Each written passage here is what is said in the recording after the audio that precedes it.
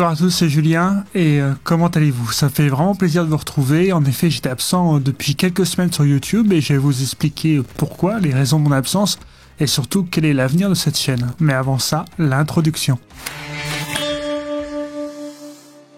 Première chose à dire, comme certains le savent, je ne suis pas du tout youtubeur, ce n'est pas du tout mon activité principale, contrairement à certaines chaînes que vous pouvez sans doute regarder, où c'est quelqu'un qui anime cette chaîne à 100% de son temps, qui a une équipe de production, quoi que ce soit.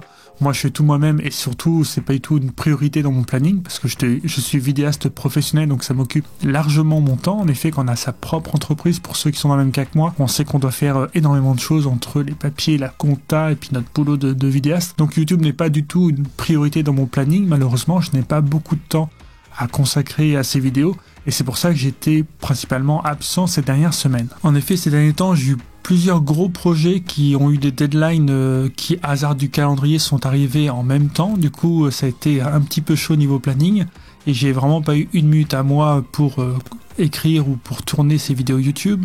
Sachant qu'en plus, je ne sais pas si vous êtes au courant, mais le 11 novembre dernier, j'ai eu la chance d'être invité par Sigma France dans leurs locaux à Lille pour animer un webinaire d'1 heure à peu près sur comment débuter la vidéo avec son hybride. Donc c'était à l'occasion du salon Photo Sigma, c'était vraiment une expérience hyper sympa, très enrichissante. Et je ne sais pas encore si j'en ferai une vidéo sur cette chaîne ou peut-être plutôt un article. En fait, j'ai un blog sur mon site internet où j'avais écrit des articles il y a quelques temps.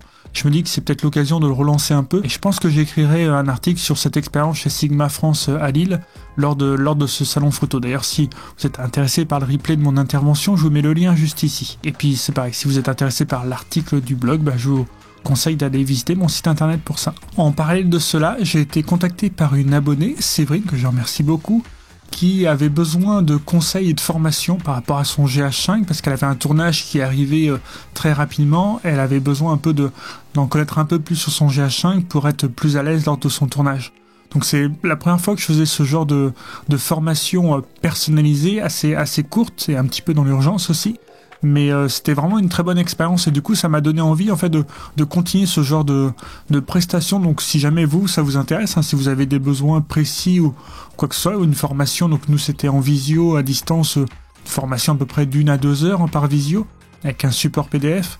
Ça peut vous intéresser, n'hésitez pas à me contacter via cette chaîne ou directement sur mon site internet. Donc voilà, entre les gros projets qui se sont terminés en même temps, plus le salon photo Sigma qu'il fallait que j'ai dû préparer quand même, plus la formation de Séverine, ça a pris pas mal de temps tout ça et j'étais absent et j'espère maintenant revenir un peu plus régulièrement. Alors évidemment c'est à mon échelle, comme vous le savez, c'est une toute petite chaîne, je dois avoir quelque chose comme 800 abonnés, quelque chose comme ça il me semble. Et puis voilà, les vidéos font une centaine de vues, je pense, les nouvelles à chaque fois, donc c'est vraiment tout petit, c'est vraiment une toute petite échelle.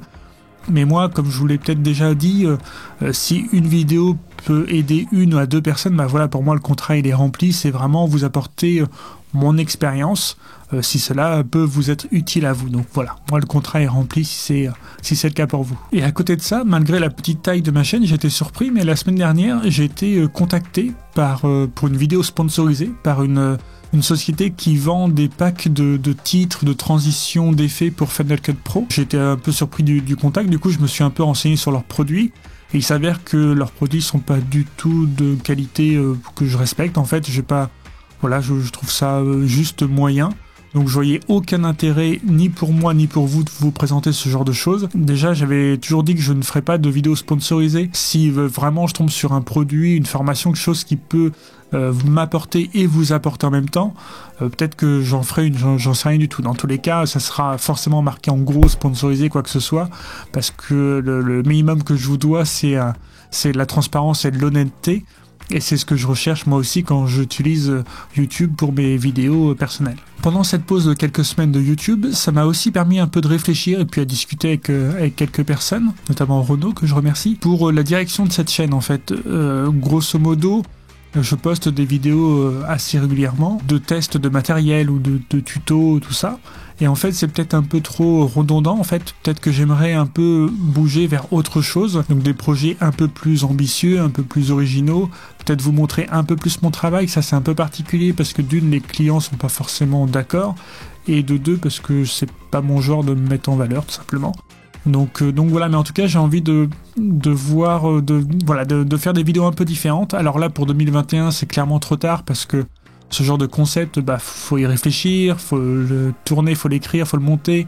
Donc voilà, vous savez, j'ai très peu de temps, donc c'est peut-être pas pour tout de suite, ce sera courant 2022. Peut-être que la chaîne va changer un petit peu de direction pour proposer peut-être des vidéos moins régulières, mais des concepts un peu plus poussés ou un peu plus originaux. Donc à voir, c'est à vous aussi de me dire en commentaire cette vidéo ce que vous avez envie de voir sur cette chaîne. En attendant cela, d'ici quelques jours devrait sortir une vidéo sur l'utilisation du trépied en vidéo. Donc j'en avais parlé, il me semble, lors de la vidéo sur le Sigma 1835, je vous mets le lien ici, qu'un trépied en fait en vidéo on pouvait l'utiliser de manière classique mais aussi de manière plus originale, pour vous expliquer un peu comment faut faire, quel matériel il faut, et pour essayer de penser autrement les outils que vous avez déjà en votre possession. Sinon, parmi les prochaines vidéos, alors je ne sais pas si c'est dans cet ordre-là que ça va sortir, ni quand ça va sortir, mais il y aura une vidéo retour sur l'utilisation du Lumix S5, donc ça fait maintenant de longs mois que je l'ai, j'en suis pleinement ravi, et je sais qu'en ce moment, il y a pas mal de promotions sur ce boîtier jusqu'au 31 décembre, il me semble. Donc ça se trouve, vous vous posez la question si ça vaut le coup d'investir dans ce boîtier.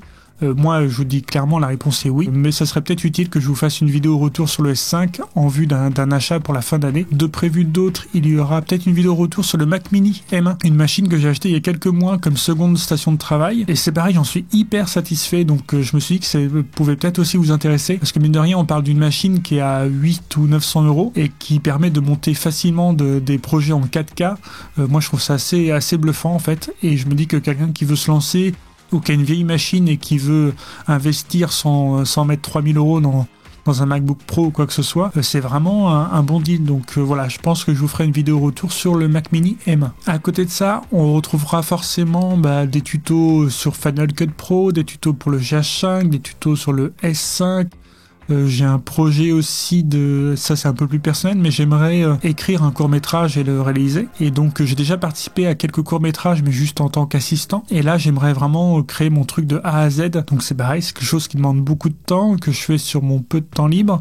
Mais voilà, ça se trouve, je me suis dit que si ça vous intéresse forcément, je ferai peut-être une vidéo étape par étape sur l'écriture, la pré-production, le tournage, le montage et la diffusion. Donc peut-être que ça peut être intéressant pour vous aussi. Puis ça permettra aussi de vous embarquer avec moi dans l'aventure. Donc voilà, un projet sur 2022 plutôt. À côté de ça, il y a quelques mois, je vous mets le lien ici, je vous avais fait une vidéo pour vous demander de m'envoyer vos vidéos à vous, que ce soit amateur ou pro.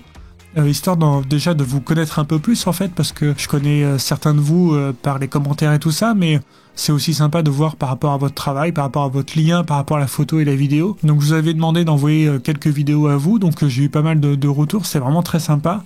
Et du coup je vais bientôt faire la vidéo retour là-dessus, donc pareil, sans doute en décembre, pour un peu vous donner quelques conseils ou même présenter votre travail à d'autres. Donc ça peut être intéressant. Donc vous avez encore un peu de temps si jamais vous avez une vidéo à m'envoyer d'ici 1 à 2 semaines.